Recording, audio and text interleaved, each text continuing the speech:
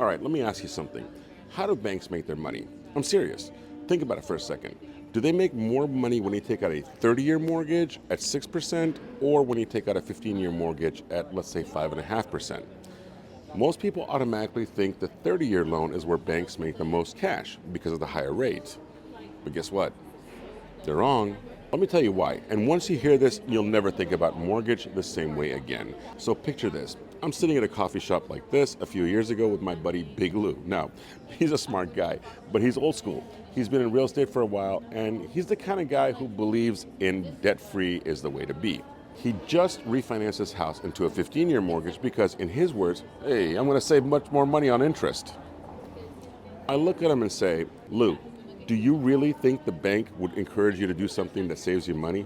He pauses and he scratches his head. Well, yeah, a 15-year loan means I pay less interest over time. I smirk. I said, Lou, you ever notice how every bank pushes the 15-year loan? It's not because they want to help you. It's because they make more money when you take it. And here's where I break it down for him. A bank is not in the business of collecting mortgage payments. A bank is in the business of lending money over and over and over again. Every time you make an extra principal payment, guess what? The bank gets its money back faster, which means they can turn around and lend it out again, making that money work. And that's where the real profit happens. Because if they loan you money for 30 years, they have to wait 30 years to get it back.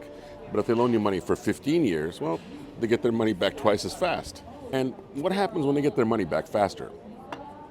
They lend it out again, and again, and again, and again.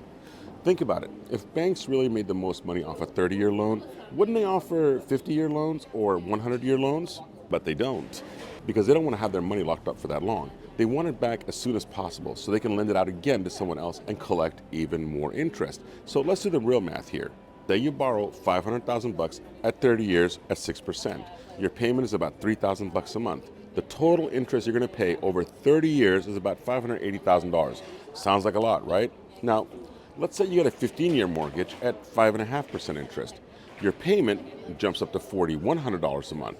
The total interest you pay, well, that's $233,000. So on paper, it looks like you're saving $347,000 in interest. But here's what you're not seeing.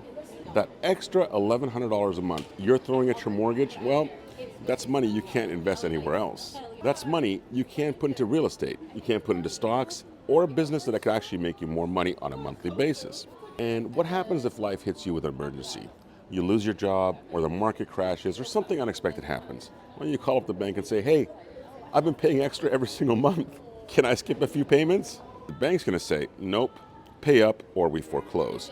Because all that money you threw at your mortgage, well, it's locked up in your house now. You can't access it without refinancing, selling, or begging the bank for a loan. Meanwhile, if you had taken a 30-year loan and invested an extra $1,100 per month into something that earns even a modest percent of interest, like let's say 6%, you'd have over $500,000 in cash after 15 years.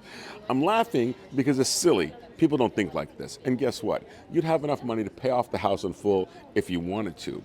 But with the added bonus of liquidity and control over your own money. So let's do a quick reality check. How many of you thought the 15-year mortgage was a smarter move?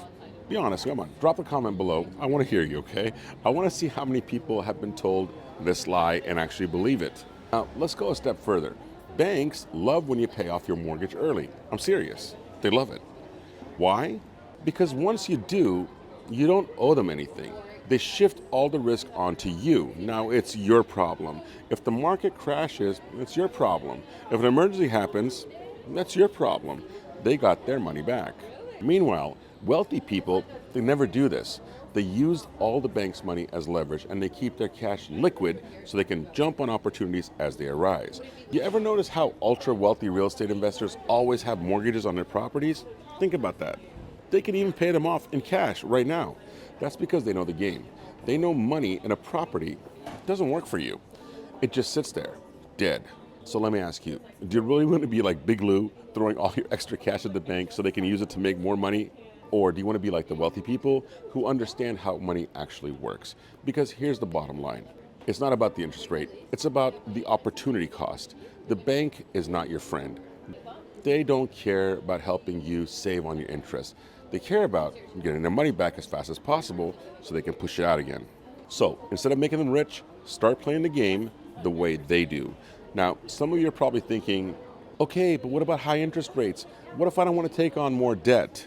That's exactly why I'm covering it in my next video, where I'll break down how to use the bank's money strategically, even in a high rate environment like we're living in right now. If you're not subscribed yet, hit that subscribe button because trust me, you don't want to miss this one.